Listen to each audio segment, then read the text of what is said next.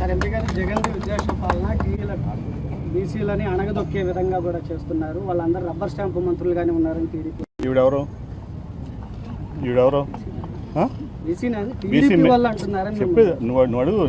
నువ్వు ఓటర్వే కదా, నువ్వు మీడియానే కాదు, నీకు గురుతరమైన బాధ్యత ఉంది మీ మీద. మీడియాకి ఒక గురుతరమైన బాధ్యత ఉంది. ఫోర్త్ ఎస్టేట్ మీరంతా కూడా ఒక పక్క పాలసీ మేకర్స్ అని, ఒక జ్యుడిషియరీ అని, మీరు అని, అంతా కూడా ఎగ్జిక్యూషన్ అని మీకు బాధ్యత ఉంది. ఇప్పుడు మీ దగ్గర మైక్లో అని చెప్పి ఏ గొట్టం గడి దగ్గర మీ గొట్టం పెడితే అదేదో వాగిని తీసుకొచ్చి మళ్ళీ మా దగ్గర పెడితే ఉపయోగం ఏంటి? ఈవిడెవరు? బీసీ కదా. ఇది ఏ సీటు? మేయరు.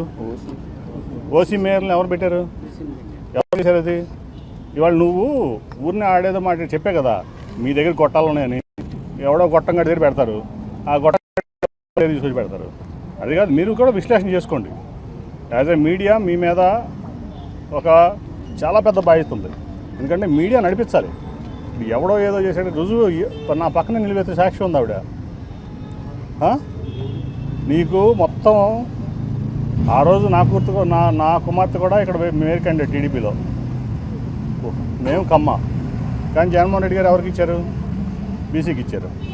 అట్లాగే ఆ రోజు మొత్తం వచ్చిన కార్పొరేషన్ కానీ మున్సిపాలిటీలు కానీ మెజారిటీ షేరు బీసీలను ఆయన ఇచ్చేశారు. ఇవాళ ఎక్కడ చూస్తే ఇవాళ కృష్ణా జిల్లా అంటే ఏంటి? ఇప్పుడు ఖమ్మం మంత్రి లేకుండా ఉన్నాడు కృష్ణా జిల్లాలో. మరి వాళ్ళు ఎవరున్నారు? జోగి రమేషేగా, బీసీఏగా. జడ్పీ చైర్మన్ ఎవరు? మరి అక్కడ కూడా మరేమి అదేం రిజర్వేషన్ కాదు, బీసీ రిజర్వేషన్ కాదు కదా. ఇప్పుడు చెప్పడానికి ఏముంది, ఎన్నని చెప్తారు అభివృద్ధి. నేను చెప్తున్నా, నువ్వు ఒక సెక్రటరీ టెంపరీ సెక్రటరీ కట్టావు అమరావతిలో అని చెప్పి, నువ్వు పెట్టుకున్న ఏంటంటే పేక మేడ ఉంది చూసా, గ్రాఫిక్ మేడ అమరావతి, దాంట్లో ఒక టెంపరీ సెక్రటరీ కట్టావు, ఒక టెంపరీ హైకోర్టు కట్టావు, ఒక టెంపరీ అసెంబ్లీ కట్టావు, ఒక టెంపరీ కౌన్సిల్ కట్టావు. అందుకని నువ్వేం చేసావు? ఇవాళ నేను గ్రామాల్లోకి వెళ్తే నేను 45 రోజులు అయి ఉంటుంది నేను వైసీపీలో వచ్చేది. నేను 100 సెక్రటరేట్ ఓపెన్ చేశాను. ప్రజల వద్దకు పాలన తీసుకెళ్ళాడు జగన్మోహన్ రెడ్డి గారు. ప్రతి ఊళ్ళో విలేజ్ హెల్త్ క్లినిక్ వచ్చింది. ఇక్కడ హెల్త్ క్లినిక్లు వచ్చినాయి. 2000 మందికో 3000 మందికో హెల్త్ క్లినిక్ వచ్చింది. ఆర్బీకే వచ్చింది ఊళ్ళలో. సెక్రటరేట్లో 10 నుంచి 12 మంది మీకు ఏది కావాలన్నా గంట death certificate, birth certificate, caste certificate ఏదైనా కావాలా, ఇదివరకు ఎంఆర్ఓ ఆఫీస్కి వెళ్ళాలా, మండలానికి వెళ్ళాలా, లేకపోతే నియోజకవర్గ హెడ్ క్వార్టర్స్కి వెళ్ళాలా, లేకపోతే జిల్లాకు రావాలని ఎన్ని రోజులు తిరగాలి, ఎంత లంచాలు ఇవ్వాలని ఉంది. ఇవాళ చెప్తే పొద్దున కల్లా నీకు ఏ సర్టిఫికేట్ ఆ సర్టిఫికేట్ కావాలంటే అది. రైతు భరోసా కేంద్రంలో రైతులకు అండ. హెల్త్లో అట్లాగే పాము కార్డు దగ్గర నుంచి దాదాపు ఏది వచ్చినా కానీ ఇంటి పక్కన హాస్పిటల్కి వెళ్ళిపోతున్నారు. నర్సింగ్ స్టాఫ్ ఉంటుంది. 60 టెస్టులు ఫెసిలిటీస్ ఉన్నాయి. ఇవన్నీ ఎవరు తీసుకొచ్చారు? అభివృద్ధి అంటే ఏంటి? మానవ అభివృద్ధి కంటే గొప్ప అభివృద్ధి అని ఉంటుందా?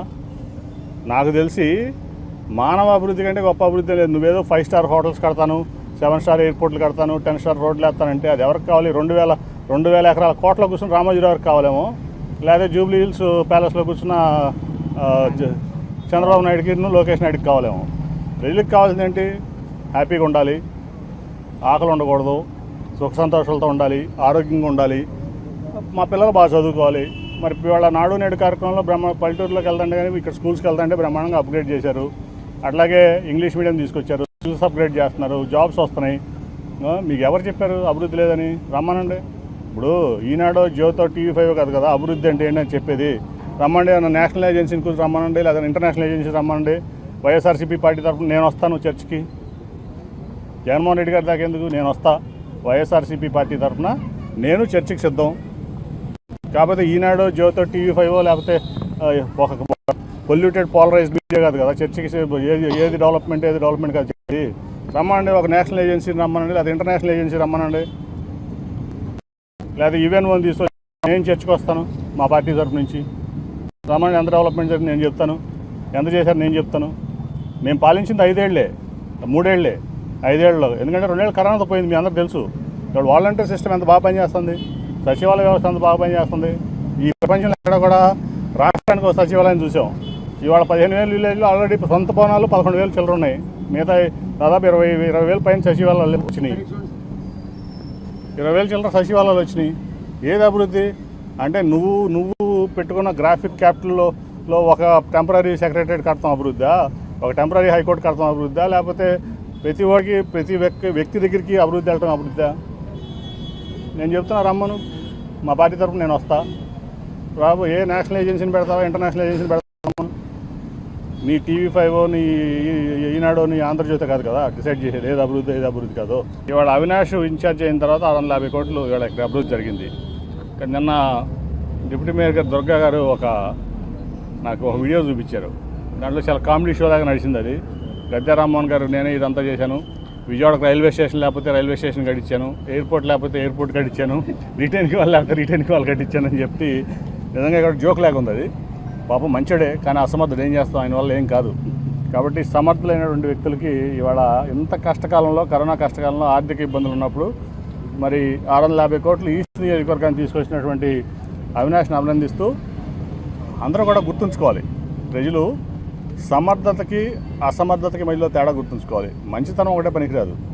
మంచితనం ముసుగులో మనం ఏది చేస్తామన్నా కూడా చెల్లుతుందనేది తప్పు. ఇవాళ ఇక్కడ ప్రజలకు కావాల్సింది ఏంటంటే ఎవరికైనా కానీ ఒక ఎమ్మెల్యేని ఎన్నుకున్నా, ఒక ఎంపీని ఎన్నుకున్నా నిరంతరం అభివృద్ధి కావాలి, సంక్షేమం కావాలి, అట్లా రక్షణ కావాలి.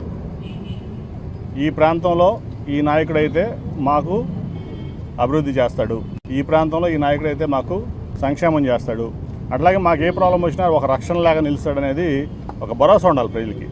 ఆ భరోసా కల్పించడం ఓన్లీ ఈ విజయవాడ తూర్పు నియోజకవర్గం అవినాష్ ఒక్కడికే మాత్రమే అవుతుంది. అట్లాగే అభివృద్ధి కార్యక్రమాలు కూడా ఇవాళ 650 కోట్లు చేశాడంటే తను రుజువు చేస్తున్నాడు. తను ఒక లీడర్గా ఈ ప్రాంతానికి నేను ఎమ్మెల్యే కాకపోయినా ఎమ్మెల్యే కంటే గొప్పగా పనిచేస్తానని రుజువు చేస్తున్నాడు. అలా రక్షణ కూడా దాంట్లో డౌట్ లేదు. మేము ఇద్దరం ఉంటాం. విజయవాడ ఈస్ట్ ప్రజలందరికీ అట్లాగే ఓటర్లందరికీ విజ్ఞప్తి చేస్తున్నాం. కేశినేని నాని, అవినాష్ మీ అందరికీ రక్షణగా నిలుస్తారు. ఖచ్చితంగా భారీ మెజార్టీతో అవినాష్ని గెలిపించాల్సిందిగా విజయవాడ ఈస్ట్ ప్రజలు కోరుకుంటున్నాను. ఎందుకంటే అభివృద్ధి చేయడం ఎట్లాగో చూపించాడు, రుజువు చేశాడు. సంక్షేమ పథకాలు జగన్మోహన్ రెడ్డి గారు ఈ ప్రపంచంలో లేనటువంటి విధంగా సంక్షేమం చేశాడు ఈ రాష్ట్రానికి. 2 సంవత్సరాలు లేకపోయినా, ఆర్థికంగా ఇబ్బంది పడినా. అట్లాగే రక్షణ పరంగా వస్తే ఎవరికైనా కానీ తెలుసు, నెహ్రూ గారు అబ్బాయి ఎవరికైనా అండగా దండగా నిలబడి ఏ వ్యవహారాన్నైనా కూడా చక్కబెట్టేటువంటి సమర్థత మరి అవినాష్కి ఉంది. అవినాష్ అండగా నేను కూడా ఉన్నాను. కాబట్టి ఇవన్నీ గుర్తుంచుకోవాలని చెప్పి విజయవాడ ఈస్ట్ ప్రజలందరికీ కూడా నేను విజ్ఞప్తి చేస్తాను, మనవి చేస్తాను. Thank you.